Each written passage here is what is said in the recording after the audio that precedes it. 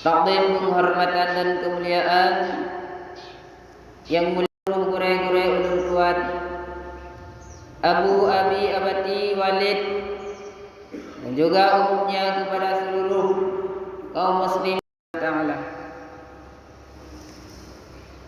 Maka di dalam kesempatan kalinya marilah sama-sama kita ulang kaji satu hadis Rasulullah sallallahu alaihi wasallam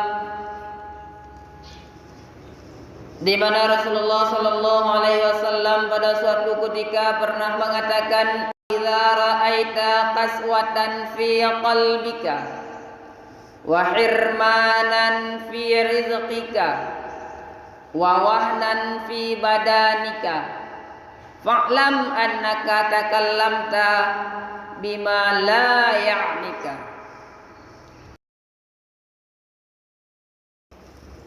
Oleh Rasulullah nepegah kepada kitanya, idza ra'aita qaswatan, seandainya oleh kitanya merasakan di dalam hati kitanya berat,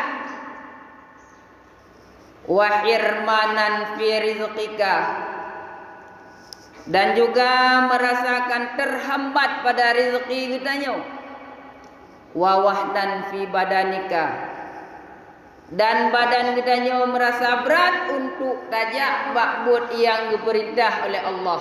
Fa'lam annaka takallamta bima la ya'nika, maka ketahuilah itu semua dengan takallamta, kitanya berbicara dengan apa saja yang tidak ada maksudnya. Artinya seandainya oleh kitanya berbicara yang hana bermanfaat, tak pegah putra yang galak tu, jangan berarti akan menimpa heboh musibah yang paling raya kepada kitanya. Yang pertama musibah haji kaswatan fi qalbika, kerah hati itu. Makna kerah hati kan kerah lagi batin. Ra yang pegahan di lupli. Yang kedua irmanan fi rizqika. Kadang-kadang lagi tanya awal memang rezeki mudah, orang tajak mudah je rezeki itu. Tapi kadang-kadang lagi tanya lawit-lawitnya kadang rezeki orang tajak mudun. Menyamraka merempak sibra 50 ribu, kadang lawitnya merempak 20 ribu, mudun rezeki itu orang tajak. Wa wahnan fi badanika. Kemudian lagi tanya kadang-kadang bak tak buat taat kepada Allah Taala merasa berat badan, guhon badan. Lerah dah sembahyang 5 minit haid dah dua. Sembahyang nyampi 5 minit kan paling krip. Lerah sembahyang doa hana demai pre. Tak budah laju berat badan tu. Nyan fa'lam. Budak depu lagi tanya yang bahawa lagi tanya pernah berbicara dengan sesuatu yang tiada bermaksud. Pegah abad yang hana perle.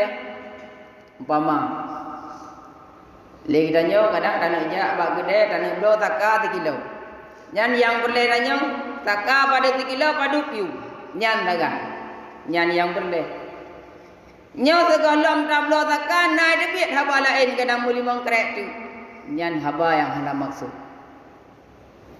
Nyan haba yang hana maksud yang dapat duit oleh kitanya, nepegah oleh Rasulullah nyo akan tertimpa kitanya heboh musibah yang besar. Yang pertama kerah hati itu, yang kedua menghambatkan rezeki, yang kedua guhan tubuh tunduk dan ibadah. Dan baru dah pegah haba yang hana maksud. Kon dah pegah haba pegah kegok mumpat nyan lebih tak lom. Duk dah pegah haba yang hana bermaksud, leboh musibah terus kepada kitanya. Pelong punya dah pegah haba kegok. Pegahan apa bulannya, pegahan apa bulan je, nyan lebih. Padahal dalam hadis Rasulullah dalam ayat Allah Ta'ala nepegah la khaira fi katirin min najwahum illa man amara bi sadaqatin aw ma'rufin aw islahin bainan nas. Cuma oleh kitanya yang dibenarkan, la khaira hanjit benar, artinya la ngan illa sebut, artinya yang jid dah pegah oleh kitanya tayu urang untuk buat kebajikan, bersedekah.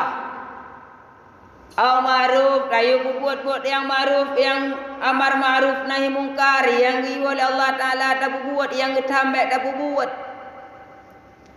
Islahin bainan nas, buat jerah sesama manusia. Nyan yang jid. Berarti ada yang hana maksud han gebi pegah. Ya la khaira fi katsirin min najwahum. Be hang gebi bisikan, hang gebi pegah jumnya ada hana maksud. Yang giwa cuma buat yang ma'ruf. Perintah untuk bersedekah, buat yang ma'ruf, buat jerah sesama manusia. Dan juga di dalam hadis yang lain Rasulullah juga nan pegang tuba liman amsakal fadla min lisani wa anfaqal fadla min mali. Alangkah bahagianya bagi seseorang amsakal fadla min lisanihi. Bek lebih apa? Pegah harta yang na mentong. Bek pegah harta yang hana. Bek lebih apa? Jidun. Wa anfaqal fadla min malihi. Dan ji infak harta menyona lebih. Itanya sebaliknya lebihnya. Itanya menyahaba yang hana pahnya tak lebih pegah. Harta yang kan lebih oleh Allah Taala hendak dibimpa. Padahal sebaliknya yang giwa. Harta yang lebih oleh Allah Taala ni infak. Haba lebih lebih. Ya. Tapi kejadian sebaliknya. Jadi penyebab jid kebatat hati kitanya. Menurut dipegah oleh Imam Al-Ghazali di dalam kitab Sirat Naqid Boh. Yang pertama penyebab yang jid kebatat hati itu Allah tajida minaz zunubi mafza'an. Oleh kedanya leuh tak buat berdosa hana merasa ia khaufan. Leuh tak buat dosa hana ia bal sururan, bahkan senang. Yang pertama yang jid ke penyebab batat hati, leuh tak buat dosa hana merasa ia bahkan senang. Yang berarti salah satu yang jid ke penyebab batat hati gitu. Yang kedua dipegang oleh Imam Al-Ghazali la li ta'ati mauqi'an. Dikala oleh kitanya tak buat taat hana merasa senang. Buat taat buat ju sedekah ju sembayang laju tapi hana merasa senang jiwa kitanya. Hana merasa tenang jiwa untuk kitanya buat taat. Ada istilahnya kamu nah. Bek hana mangan. Bek hana mangan. Alah hiji-hiji 10 ribu rokok bek hana mangan. Pujuk rokok luar tu. Hana akan bersedekah untuk merasa senang jiwa tapi ke hana mangan. Yang berarti menandakan kebatat hati. Keruh hati.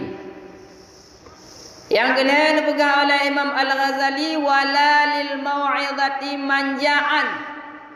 Dikala oleh kitanya tadi mau'izah hanji tamo. Bak beut dah jaju. Di malam dah jaju, di mau'izah dah dengar ju tapi hanai tamo dalam fikiran kitanya. Kita pegah beg kita mencuah. Kitanya tahu nan buat drot lom. Hai tamo. Nyan ka batat ate. Yang kebuat dipegang oleh Imam Al-Ghazali wala tastahqiranna minadz-dzunubi syai'a. Dan tidak engkau rasa hina, menganggap hina daripada dosa akan sesuatu. Artinya, dapat buat dosa, hanat, tapi kayaknya kan buat hina. Padahal buat dosanya adalah paling hina. Dikala kita dapat buat dosa, hana menganggap hina. Nyan berarti ka batat hati, ka kru hati dipegang oleh Imam Al-Ghazali. Dapat buat dosa, hana merasa hina. Bahkan yang ke na awak buat dosa, baraiku oleh maksiat manis. Maksudnya apa?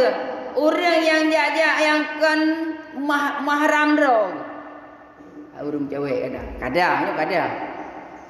Ide puanya buat maksiat tapi buat maksiat manis juga. Yang berarti menandakan kebatat hati. Jadi puat boh tanda kakri hati dipegang oleh Imam Al-Ghazali. Yang pertama dosa yang kalian kita kerjakan hana merasa ya tu. Padahal dan termasuk tanda-tanda syaqawah. Dosa yang kalian dapat buat hana le ingat dan termasuk kepada tanda-tanda syaqawah suul khatimah. Bro, okey.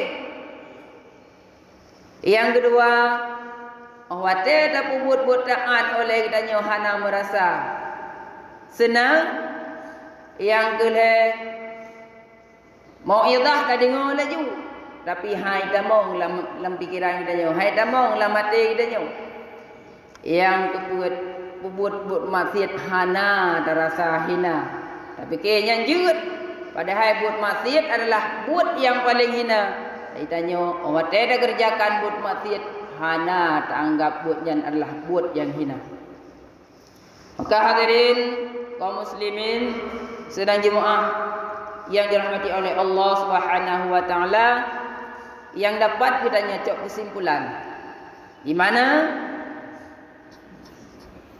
seandainya oleh kita berbicara dengan perkara-perkara yang hana bermaksud, maka akan tertimpa kepada kita leboh musibah yang sangat besar.